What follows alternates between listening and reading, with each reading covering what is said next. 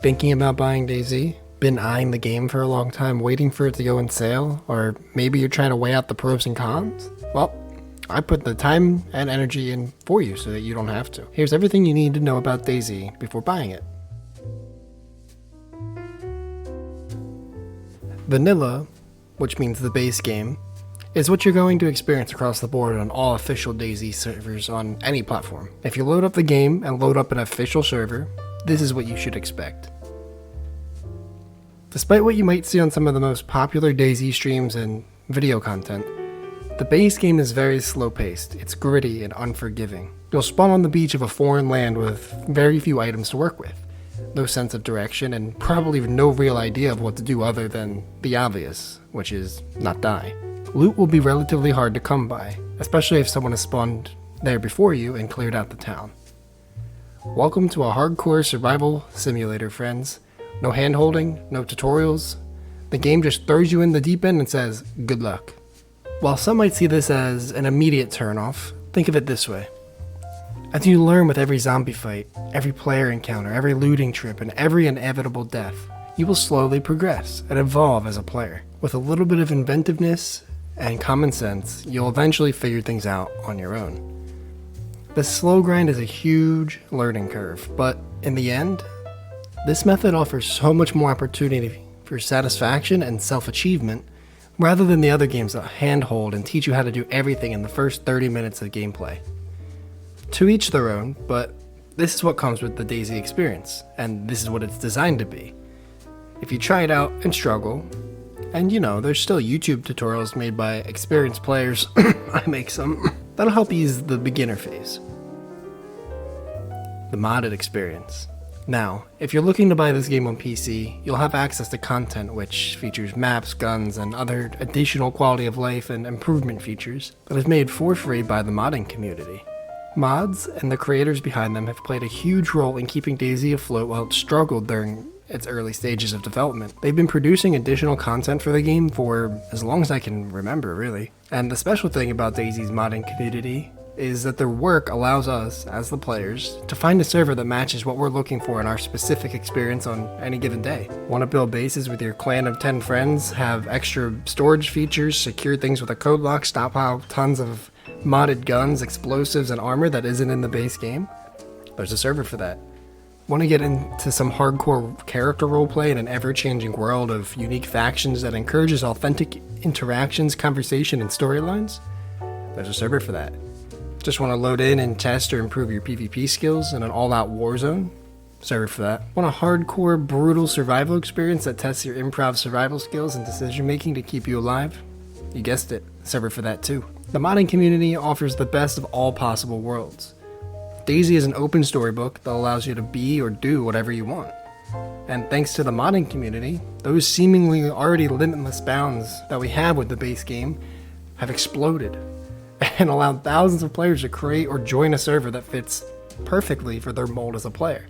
However, one of the biggest mistakes that people make, especially console players looking to buy DayZ, is they watch a few videos of people playing on heavily modded servers and then they buy the game, thinking they'll get the same experience. Don't do this. Consoles don't have access to PC-created mods, and console does not have an extended library of customized items like PC players do. Talk to your local console developer company about that, not me. Although servers hosted by community members have had growing options for map customization and other modding tools that have allowed console players to have a variation of different types of servers. So the potential is there for more advancement in the future, hopefully. Nonetheless, don't make an impulse buy based on what you see in one video. Make sure to know the difference between modded content and vanilla content. Bugs. Now listen, DayZ does have a few issues with bugs and weird glitches. You might get items stuck in your hands, causing you to not be able to switch weapons or get out what you need to bandage yourself up. Sometimes cars have minds of their own and you crash out of nowhere. Guns not raising in critical PvP moments can be very annoying, and ghost bullets. The list goes on and on. The game is great, but simply just not perfect. This is something that you just have to embrace when buying a game that's over 10 years old and has been through a lot of dev team changes and even a game engine shift. Coding is just not easy for a game so detailed and so vast, and that is so old. Luckily, most of these bugs and kinks in the gameplay can be sorted out with a relog, which is just quitting the server and joining back in. Or there are some creative techniques that players have come up with. So with the hand bug, if you have an item stuck in your hand, sometimes handcuffing yourself and breaking out fixes it, but not every time. This is a small portion of the video, but it is important for you to know as a potential buyer of the game. With this knowledge, you're able to embrace it, and it doesn't come as a surprise when it inevitably happens later on down the road in your gameplay. Bugs are part of DayZ. Development. On a more positive note, despite all the turmoil, ups and downs, and screw-ups that DayZ has had over the course of its very long run, development has been very solid and very consistent. Since January of 2020, DayZ has seen 15 full-scale updates, including quite a few major ones. The development team has also carried on a tradition of mapping out their annual plans for the game, reassuring their player base that we will continue to see more content coming for at least another year, as the game still continues to grow in size. The dev team is actually quite vocal on Twitter and very interactive with its community members. If you're a potential player with doubts and concerns with the game's direction, knowing this might ease your mind just a little bit and help you make a decision.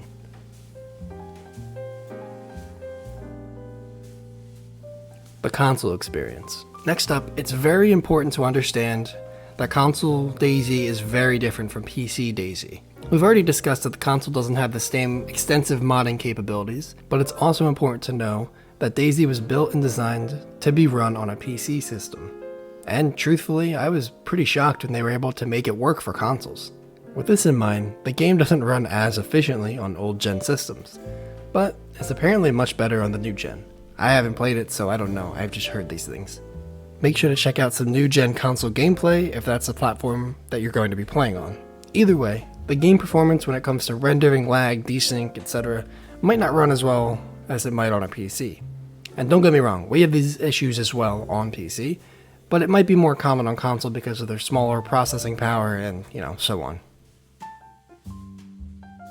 The basics of DayZ. So, before I wrap up this video, I want to go over 3 very basic ideas to keep in mind when you're about to jump into DayZ for the first time if you buy it. 1, you need to have a mic. One of the best things about an open world survival game like DayZ is that you can talk to other survivors and potentially go on adventures with other struggling solos. Not everyone will be open to the idea, of course, so tread lightly. Maybe check out my interaction guide to know how to safely and successfully interact with other players in the game. Just a hint.